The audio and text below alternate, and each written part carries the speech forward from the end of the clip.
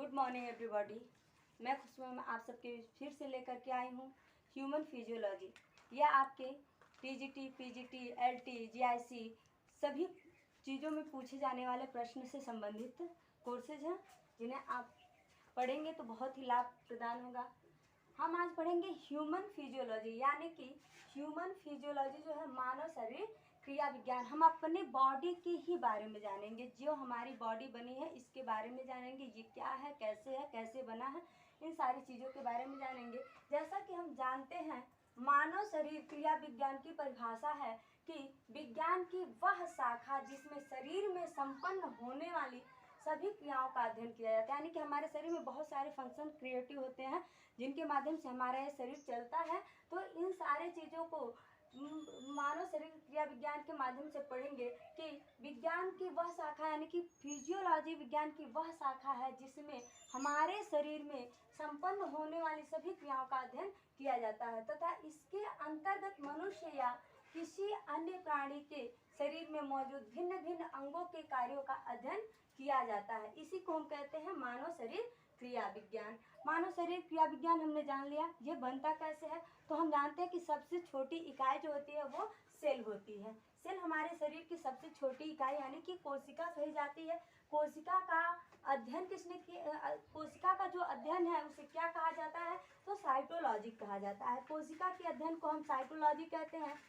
Cytology किस शब्द से मिलकर बना है? तो साइटोलॉजी जो है वो लैटिन भाषा का शब्द है। इसका अर्थ होता है सेलुला।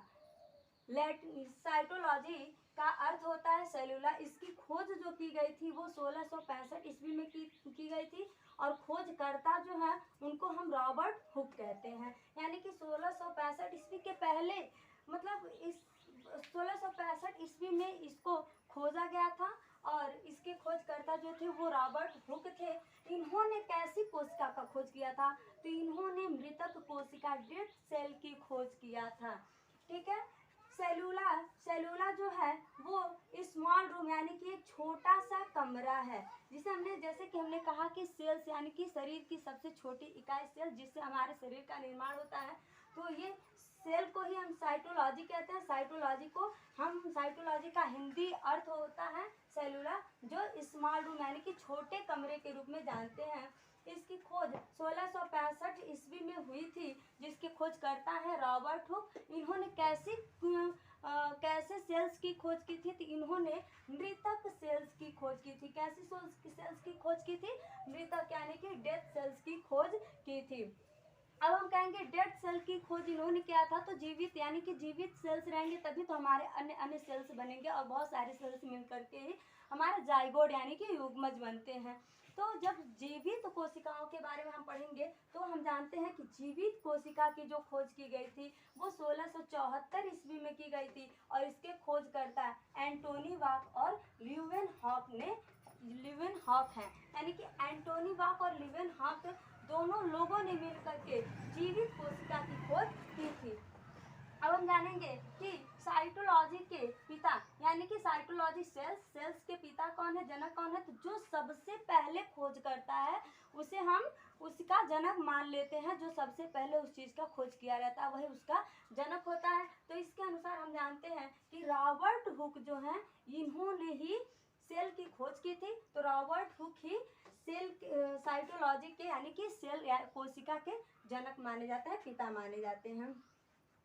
अब हम ये देखेंगे कि साइटोलॉजी सबसे पहले ये शब्द किसने दिया था? साइटोलॉजी शब्द जो है इस शब्द को सबसे पहले किसने दिया था? क्योंकि इन्होंने सेल का खोज किया था और सेल को साइटोलॉजी में परिवर्तित साइटोलॉजी का नाम देने वाले कौन है? तो सबसे पहले हर्टविग ने दिया था। साइटोलॉजी जो नाम था उसको सबसे पहले हर्टविग ने दिया था। अब हम जानेंगे कि आधुनिक युग में आधुनिक कोशिकाओं का विज्ञान के पिता, आधुनिक कोशिका विज्ञान के जो पिता हैं वो कौन है? तो वो है स्वानसन। इनको हम कहते हैं स्वानसन। ठीक है। अब हम जानेंगे कि भारतीय कोशिका विज्ञान के पिता कौन है। भारतीय कोशिका विज्ञान के पिता A.K. शर्मा हैं। सेल होता क्या है, तो हमने पहले भी बताया कि सेल हमारे शरीर की एक छोटी सी इकाई है और उसके बाद बहुत सारी प्रक्रियाएं होती हैं, बहुत सारे ऊतक, जाइगोट आदि आदि चीज़ें मिलते हैं जिससे हमारी पूरी बॉडी का निर्माण होता है। तो आइए जानते हैं कि हमारी बॉडी का निर्माण किस प्रकार से होता है। जो सेल है, सेल की परिभाषा होती है जीवन की कार्यात्मक एवं संरचनात्मक इकाई को ही हम क्या कहते हैं, कोशिका कहते हैं। यानी कि जीवन में जो हम कार्य को कर पा रहे हैं, हमारे शरीर की जो संरचना है, हमारे शरीर में जितने भी फंक्शंस होते हैं, जितने भी कार्य होते हैं, उन सब को हम क्या कहते हैं, वो किसके द्वारा होते हैं, तो कोशिका के द्वारा होते हैं, इसलिए इसे हम कोशिका कहते हैं। अब हम जानते हैं कोशिका।